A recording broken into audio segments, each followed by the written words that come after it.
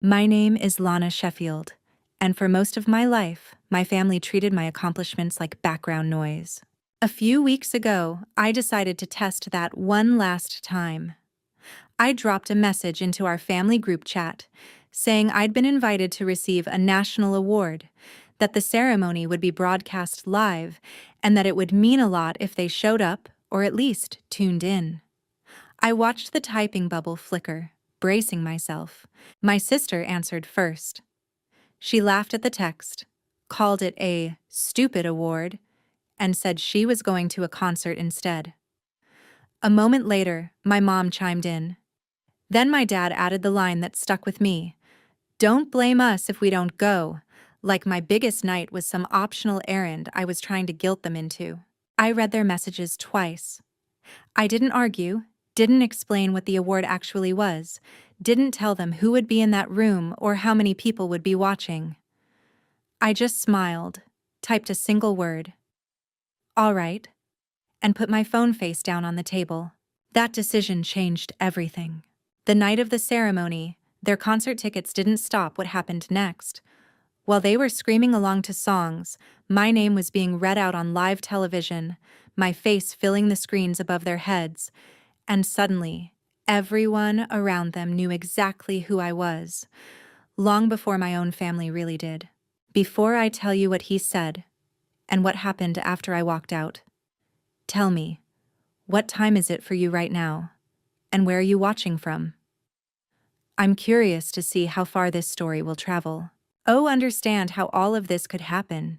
You have to know what it was like growing up in the Sheffield house. On paper, we looked like any other family in a quiet Las Vegas neighborhood. In reality, our roles were set long before I was old enough to notice. I was the kid who handled things, the one teachers never had to worry about. My older sister, Blair Sheffield, was the person everyone revolved around. If Blair had a game, a rehearsal, a new obsession, the week bent around her schedule. My younger brother, Corey Sheffield, was the baby who got away with almost everything as long as he kept people laughing. My mom, Donna Sheffield, liked to joke that she had a star, a helper, and a comedian. She never meant it to be cruel, but it told you exactly where I stood. My dad, Keith Sheffield, worked long hours and came home ready to hear about Blair's latest big thing. I learned early that if I wanted time with him, I needed to wait until after she finished telling her stories. It started small. A project I was proud of would be pushed aside because Blair had a tournament coming up. I would mention something from class and my dad would nod, then turn to ask about Blair's practice. When Corey cracked a joke, everyone turned to him. When I spoke, people used that moment to refill drinks or clear plates. None of this was dramatic enough to point at and call unfair. It was a series of quiet choices that taught me my news came second. I stopped trying to compete with Blair's performances and Corey's antics. I became the one who fixed problems before anyone else noticed them. If a form needed signing, I made sure it was on the table. If the internet went down, I reset the router. If my parents forgot an appointment, I reminded them. The more responsible I became, the less they seemed to look directly at me. They loved the results, not the person producing them. They saw a reliable function, not a daughter with her own life. By high school, I rarely bothered to share anything unless a teacher forced a parent conference, and the praise had to be delivered for me. Blair was 3 years older, and in her world, there was always an audience. Coaches, choir directors, even neighbors spoke about her with the kind of excitement that made my parents glow. When someone at the grocery store asked about our family, they led with Blair's latest performance and Corey's jokes. I usually did not come up unless the person pushed for more. I told myself I did not need the spotlight. I leaned into the one thing that was mine, solving problems without fanfare. I found my way into a field where the work mattered more than who was doing it, where I could stay behind the scenes and let the results speak. It suited the version of me my family had trained me to be. The person who stepped in quietly, fixed things, and left before anyone noticed. Years moved that way. Birthdays, holidays, and family gatherings followed the same pattern. Blair's plans set the tone. Corey floated through on charm. I kept everything running. If I shared a win, it landed like a small, polite detail, and then the focus shifted back to whatever Blair had going on that week. When the opportunity for the national award first appeared, it did not feel real. It started as an email from a committee asking for more information about a project my team had completed. I answered their questions and went back to work. Even when they wrote again to say I had been shortlisted, I did not rush to tell my parents. I could already hear how the conversation would go. Instead, I kept it to myself while the process played out. There were phone calls, interviews, and long forms that asked me to explain why our work mattered. People from the organization spoke to my boss and to collaborators who had seen the impact up close. Each step moved things forward, and still I stayed quiet at home. The official invitation arrived one afternoon in my inbox while I was between meetings. It spelled out the date of the ceremony, the venue, and the fact that the event would be filmed and broadcast. My name sat there in a way I had never seen it before, tied to something that could not be brushed aside as a small private win. I stared at that email for a long time. For the first time in years, I had something my family could not easily minimize, a moment that would exist whether they cared or not. For a brief stretch of time, it was just mine. By the time that invitation landed in my inbox, my work had already been quietly changing my life for years. I ended up in emergency communications because it was the one place where my habit of picking everything apart turned into an asset. I joined a small team that built software for cities, tools that tried to shave seconds off response times when people called for help. My part was the routing engine, the piece that watched traffic patterns, hospital capacity, and call histories, then suggested where each ambulance should go next. In a city like Las Vegas, where casino lights stayed on all night and sirens never really stopped, a few seconds could separate a scare from a tragedy. Most of what I did lived in code repositories no one outside the building would ever see. I spent late nights scrolling through call logs and sensor feeds, looking for weird patterns that could slow a crew down. When the system worked, there were no headlines and no speeches. A dispatcher's screen lit up with a clean recommendation. A crew reached the right door sooner, and life kept moving. The first person who treated that work like more than background noise was Dr. Selma Rhodes, the director of our research group. She noticed that I volunteered for the ugliest data sets, the tangled cases that made other people's eyes glaze over. Instead of telling me to relax, she pulled me into conversations about architecture and failure modes, and she said out loud that my need to understand every detail was a strength. Under her, our project started as a quiet pilot in one part of the city. After the software went live, numbers inside the department began to shift. Average response times dipped. Fewer calls bounced between stations.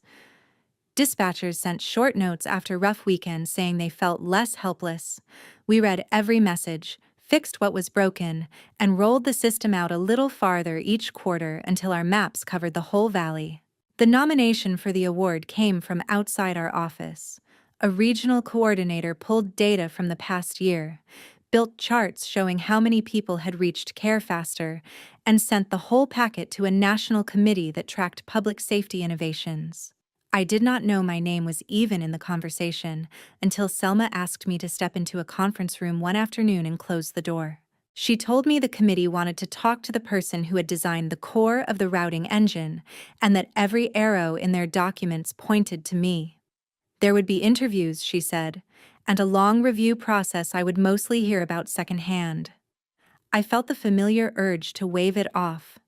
In my head, it was still just code, just pattern recognition, just me doing the thing no one else wanted to sit with for that many hours.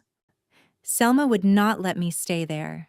She reminded me of overnight shifts spent watching live dashboards, of the stubborn bug that had taken an entire weekend to trace, of the time a dispatcher called our on-call number in tears because the new system had moved a crew into position just in time. If recognition came, she said, it would be less about clever math and more about refusing to walk away from a problem until it behaved. The review stretched over the next few months. The committee sent lists of questions that forced me to explain our work in plain language. They asked for anonymized timelines of calls handled under the new system. They wanted to know what it meant, in human terms, for an ambulance to arrive a few minutes sooner on a busy weekend night. At the office, we kept shipping updates and handling incidents while the decision sat somewhere far above us. It was easier to focus on the next deployment than to picture whatever room those people were sitting in with my name on their agenda. When the official email finally arrived, I had to read it twice before it made sense. The seal of a federal agency sat at the top of the page. The message said I had been selected to receive a National Public Safety Innovation Award, that the ceremony would be held in a downtown hotel ballroom, and that the program would be recorded and broadcast as part of a larger event honoring different kinds of service. There was a line about bringing guests, a brief note about possible media interest, and a link to a schedule thick with security instructions. For a day, I kept that news inside the walls of our building. I forwarded the email to Selma and my manager. People stopped by my desk with stunned smiles and awkward high fives. Someone printed the invitation and taped it to the break room fridge. My team lead joked about practicing our posture in case a camera panned across the row.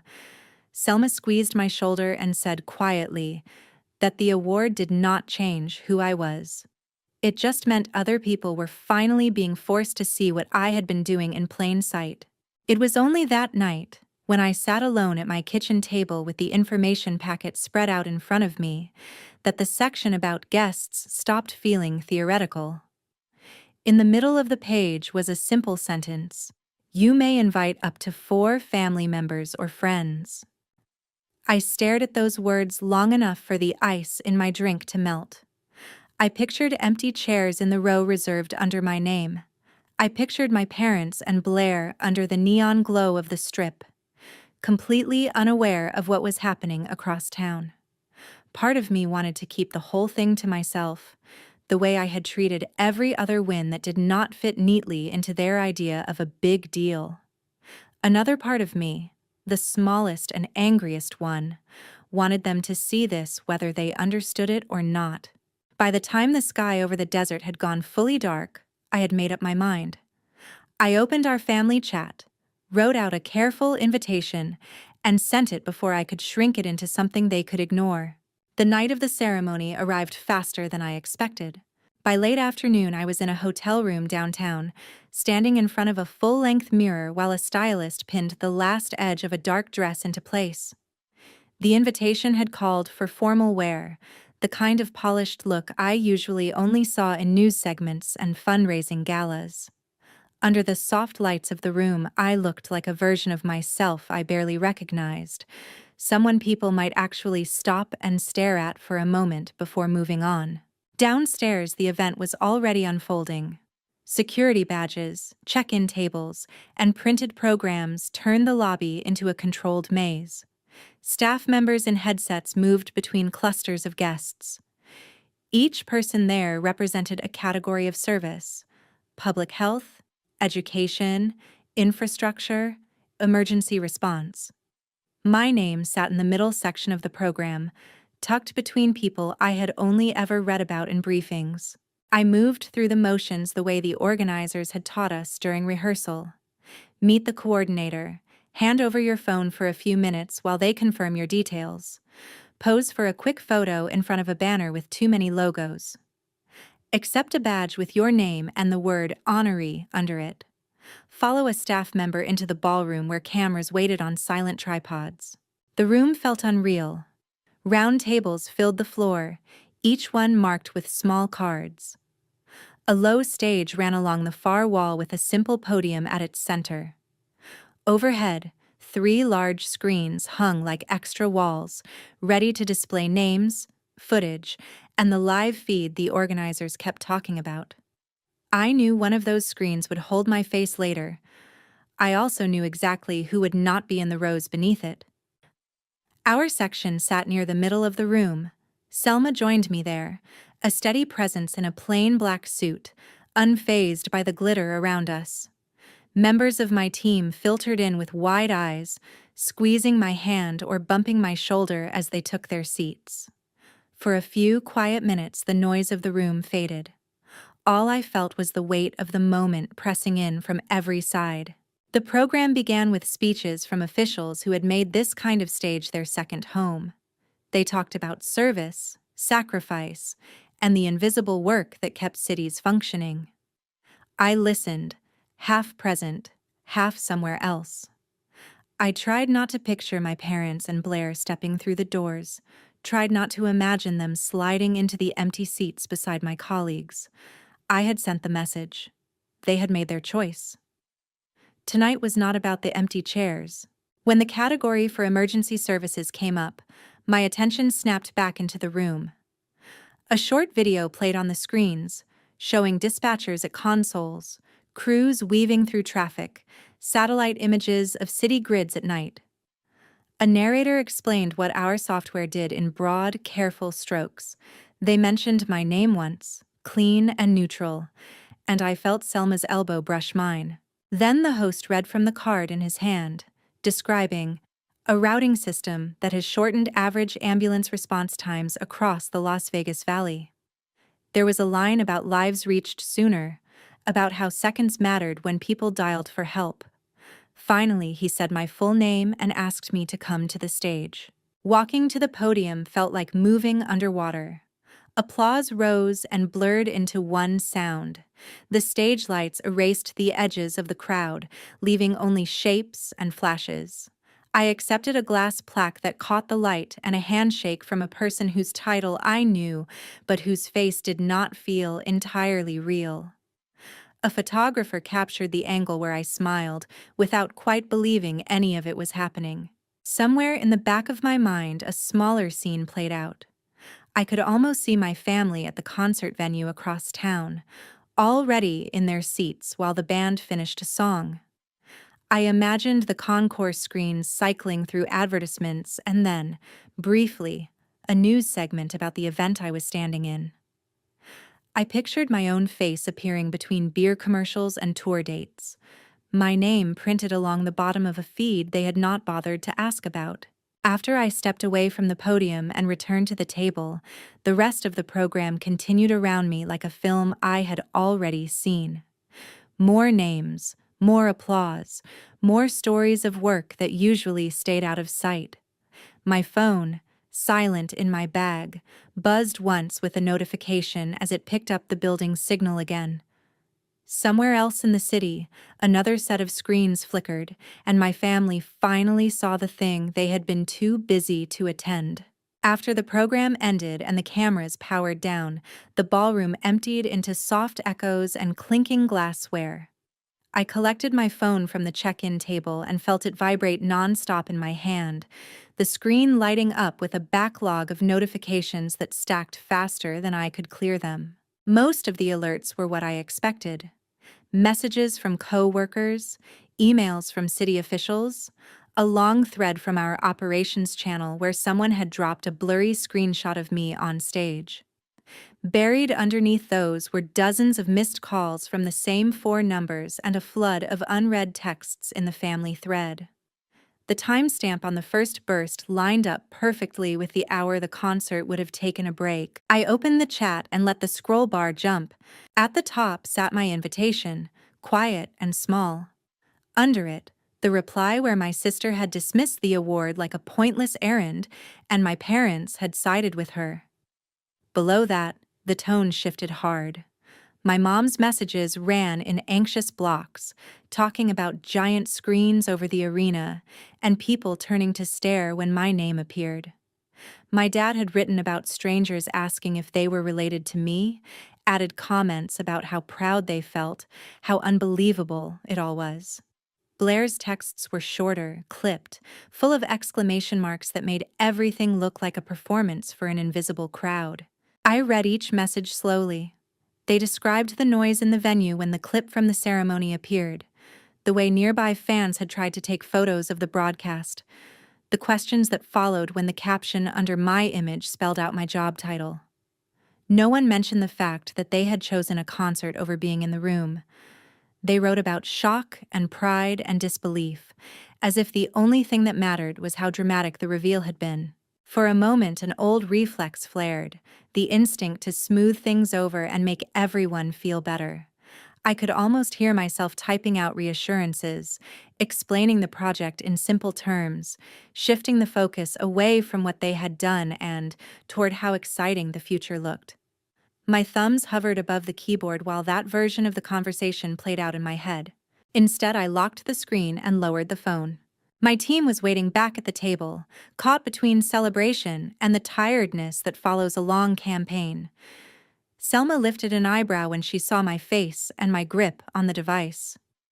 I shook my head once, not ready to unpack it, and let myself be pulled into the small, practical tasks of the evening, finishing the group photo, thanking the organizers, figuring out which rideshare line to stand in outside the hotel. By the time I reached my apartment, the city had started to quiet. I set the plaque on the counter, kicked off my shoes, and finally opened the phone again. The unread badges had multiplied. Alongside the family thread were messages from distant relatives, old classmates, neighbors from the cul-de-sac where I grew up. Links to news clips sat under their notes, with captions about how wild it was to see my face during a night out on the strip. Back in the family chat, the tone had shifted again. The frantic shock of the first wave had cooled into something more calculated. My mom was asking if the local news might want to talk to them about what it had been like to raise such a dedicated daughter. My dad wondered out loud if the city would be interested in a story about the neighborhood where I came from. Blair floated the idea of posting a throwback picture of us as kids, with a caption about always believing in me. I scrolled until I reached the point where their new plan sat directly above the lines where they had brushed off the invitation. Then I took a series of screenshots and saved them to a folder with a name only I would recognize. I did not reply. The gap between what they were saying now and what they had said before did not feel like something a few late-night messages could close. Outside my window, the strip glowed in its usual colors, indifferent to who had been cheered in ballrooms or concert halls that night. Inside my living room, for the first time in a long time, I let myself sit with the truth of what their words actually meant. Morning settled in without asking what kind of day I wanted it to be. I woke to sunlight leaking past the blinds and the faint vibration of my phone on the nightstand. For a second, I imagined it was just the usual stream of work emails, another cycle of small problems needing quiet fixes. Then I saw the same cluster of names near the top of the screen, layered with senders I had not spoken to in years. I set the device face down and went to make coffee. The quiet of my apartment felt fragile, something I needed to protect before I let other people's reactions in. When the mug was warm in my hands, I sat at the table and unlocked the phone. Reporters had already started circling. 2 local stations were asking for interviews. A regional outlet wanted to film at our office. My department's communications team had sent a note about handling requests, reminding me I did not have to say yes every time someone pointed a camera at me. Beneath that thread, the family chat icon still glowed. When I opened it again, the overnight pattern was clear. After the first wave of shock, my parents had moved straight into planning. They wondered which relatives to call, which neighbors would be most impressed, whether any journalist might want footage of the street where I had grown up. Blair's messages read like drafts for public posts, polished nostalgia and claims about always knowing I was bound for something big. Corey had added a few scattered reactions, as if he was trying to keep his balance without picking a side. I scrolled past everything until I reached the blank line at the bottom. Anything I wrote there would be reread and folded into whatever story they told about us.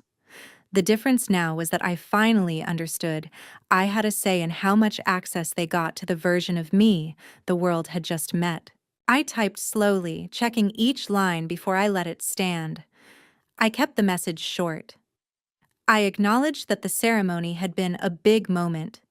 That yes, it was strange to see my face on screens in places I had never set foot. Then I drew a boundary.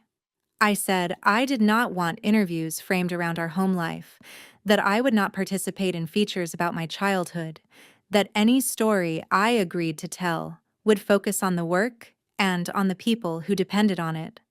I also said it hurt to watch them scramble for ways to benefit from something they had been so quick to dismiss. I did not quote their earlier replies. I did not need to.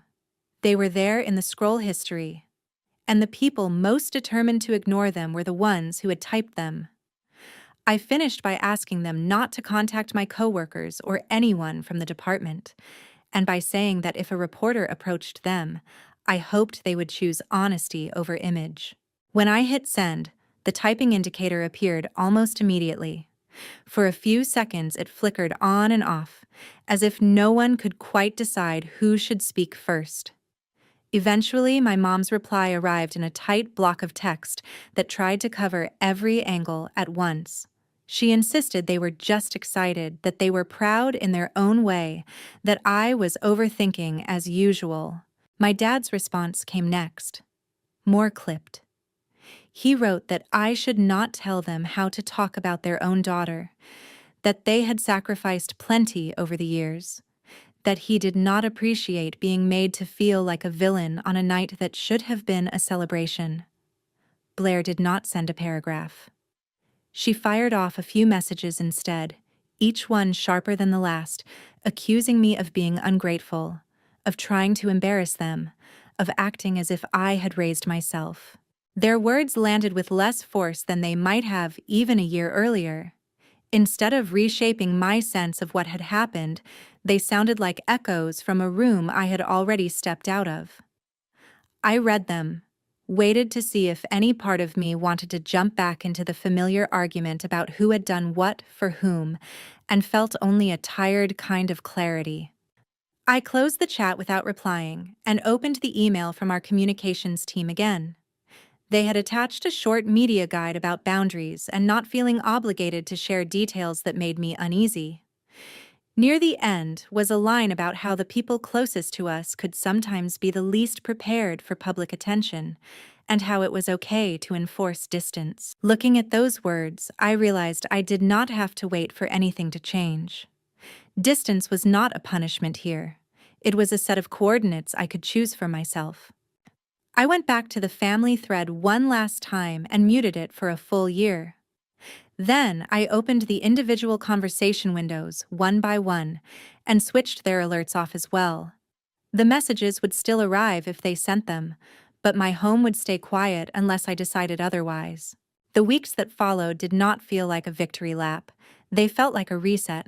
At work, the award turned into a kind of shorthand. New people joined the team and had to be told why strangers sometimes showed up with cameras. Dispatchers stopped me in the hallway to share small details I never saw on a dashboard. A child who reached a hospital before a seizure spiraled. An elderly neighbor who did not have to spend a night alone on the floor because a crew arrived fast enough to help her back up. Selma used the media attention to push for more funding, more staff, more stubborn people who hated unsolved problems as much as I did. Inside that momentum, my personal life rearranged itself around quieter choices. I kept my phone number, but I removed the family thread from my home screen. I went to dinner with coworkers who had become friends, people who knew how much the project had cost and did not need me to shrink it to make them comfortable. I met with students visiting the department, answered their questions about burnout and purpose, and told them plainly that the work mattered more than any headline. Occasionally, pieces of my old life slipped through. A mutual acquaintance would mention that my parents had framed a news clipping and hung it in the living room. Someone from our street back home would send a direct message saying my mom talked about me nonstop at neighborhood gatherings now, always skipping the part where she had skipped the ceremony. Once, a distant cousin forwarded a long email my dad had written about raising a daughter who never needed much from us, as if distance were a point of pride. I read those secondhand updates the way I might read a weather report for a city I no longer planned to visit. They described conditions that could not hurt me unless I stepped back into them. I chose not to. Blair tried a different route. When she realized I was not responding in the group chat, she began posting about me online, tagging my account in old photos and writing sentimental captions about always believing in my little sister. I sent her one direct message, my first in months, stating clearly that I did not want our relationship presented that way, and that if she continued, I would block her everywhere and ask the department's legal team to step in if necessary. She removed the tags. She kept posting, but without my name. That was what consequences look like in my world. Not public scenes or dramatic confrontations, just a series of closed doors. My parents could brag to anyone who would listen, but they could not reach me directly. Blair could perform nostalgia for her audience, but she could not rewrite what had actually happened. Corey could sit on the fence as long as he liked, but the path back into my daily life had been cut off the night they decided a concert mattered more than showing up. What stayed open were the parts of my life I chose with intention. I kept working on the routing system and the projects that followed it. I volunteered to mentor interns who reminded me of the version of myself that once sat in a childhood bedroom, quietly teaching a computer to listen. I joined a small group that reviewed near misses and tried to learn from each one, not because a committee might notice, but because somewhere on the other end of a call, a stranger was waiting. If there is any lesson in all of this, it is not that success fixes the past or that public recognition heals private neglect. It does neither. The real change came when I stopped treating my family's attention as a prize I had to keep earning. I built a life where the people closest to me knew what I did, cared about why it mattered, and showed up long before a camera ever did. If you take anything from my story, let it be this: you are allowed to draw your own lines. You are allowed to decide which invitations matter and which do not. You are allowed to walk away from people who only remember your worth when someone else spells it out for them on a screen. Distance is not cruelty when it keeps you whole. Thank you for staying with me until the end of this story. If it made you think about your own boundaries or the way you value the people around you, take a moment after this video to check in with yourself and with the person in your life who might still be waiting for someone to show up when there are no lights and no applause.